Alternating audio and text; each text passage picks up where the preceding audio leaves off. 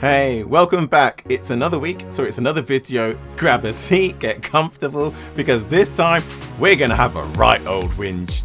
Tell me, is it just me, or do some of those hypercar drivers, some of those prototype drivers, drive like an absolute menace? Oh, he actually waited. I mean, is it just me, or is it a case that actually, as a GT driver, we need to be more aware? Wow, he moved over on me to get his apex open.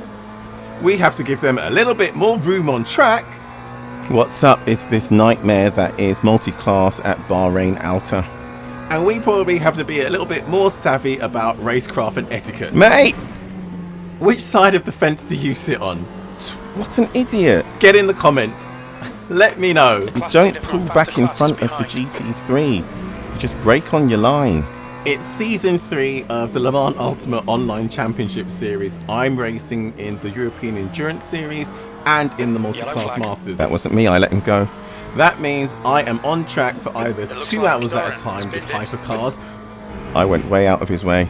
or 90 minutes at a time with the And if someone hit him. LMP2s. And let me tell you, it has been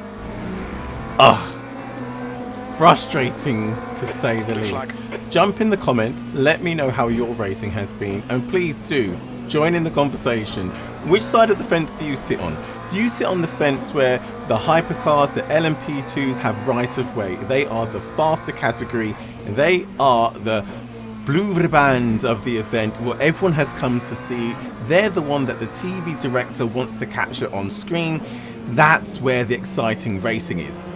Didn't even give me any space.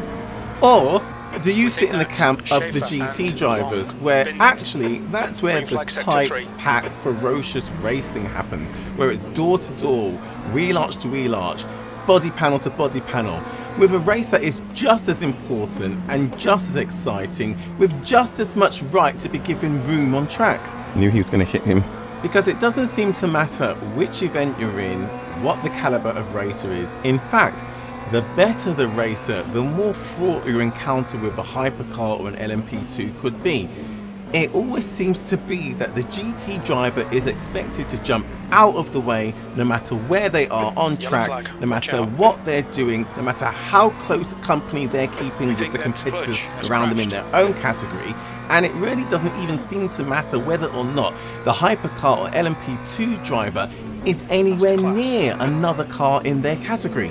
It just seems to be that so many hypercar and LMP2 drivers take to the track in an adrenaline-fueled frenzy with a sense of, get out of the way, I'm coming through, and if we make contact, it was your fault. For so long I have strongly believed that before you jump into a prototype, you should have to race around the same circuit in the slower category. You should have to understand what the limitations are for the GT class. We cannot go through every apex with an abundance of grip and take as many lines as a hypercar can, or an LMP2 car. And we certainly cannot change lines on full power, loaded up, tracking out of a high-speed corner. It just seems that there's zero, Damn, that was quick. absolutely zero consideration or understanding of what it takes to get a GT car around the track. And there are times when you truly question the racecraft and strategic thinking of the LMP or the hypercar, because outbraking the GT car into a slow corner like an apex to then accelerate out of it Oh makes my god. absolutely zero sense when you consider you could just as easily follow the GT car into the apex of that hairpin and then accelerate them on the straight. Now, granted, it's fair. Oh, I couldn't even turn in because he was there.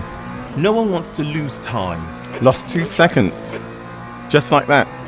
But there doesn't seem to be a true understanding of how much time Just like that. can be lost by making an overtake at a time where it makes no sense. Both cars lose time. Usually, the GT always comes off worse for wear. However, there are times when the hypercar or LMP2 car loses even more time than they needed to because they get stuck on the apex or stuck on the outside of the apex because they were impatient and made the move into the corner rather than hanging back and just passing on track out, passing in the acceleration zone. It just doesn't make any sense. And what is even more frustrating is when the GT cars are racing, they're in a battle, it doesn't matter what position they're in, and the Hypercar or the LMP2 car is trundling along at the back of their category, seconds off the pace. Jesus. They will still flash their lights from a mile back and come barreling in. That was like getting freight trained. Breaking up the battle for position in the GT class and destroying their race. Wow, had nowhere to turn into. Blue flag. However, I guess, to be fair, that's exactly what happens in real life too, right? GTs get punted all over the place. Here come the hypercars again. There is definitely a first, second and third class of experience and racing etiquette when it comes to multi-class racing. So I guess we can't complain that it happens in our sim environment as well, because we're just emulating what happens in the real world too, right? But it doesn't make it any less frustrating. And I guess, if we're going to be fair and play devil's advocate, all of the LMP2 drivers and Hypercar drivers who may or may not be watching this video, or who have to defend themselves vociferously in all of the message boards, whether that's the forum or the Discord channels, I bet you're there sitting going, hold on a second, hold on.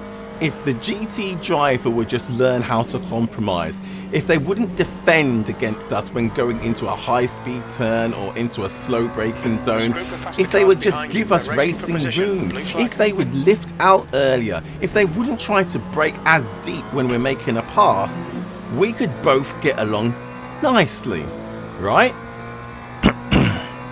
I mean, surely there's always two sides to a story, perhaps three sides to a story, and the one somewhere in the middle is where the truth lies.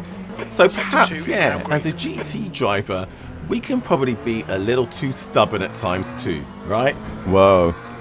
Yellow flag, sector 1. Did he just lose it or did they kill him? We probably frustrate the prototype drivers. Ah, what a absolute... I mean, it's not like we're totally innocent in this. We have our part to play too. Why would you go to the right? We can sometimes be indecisive. We can have tunnel vision looking at our battle. We might not want to lose any track position if we're trying to undercut someone or overcut someone in our category. We can sometimes just be so stubborn and not want to get past. What are you doing? However, we have to get along here, right? Takes two to tango. There's seriously no sense. So how do we improve this? What are your thoughts? What's your experience? Let me know in the comments. Are you Team GT, Team Hypercar, or Team LMP2? Let me know. I'll see you in the next video. Let's go.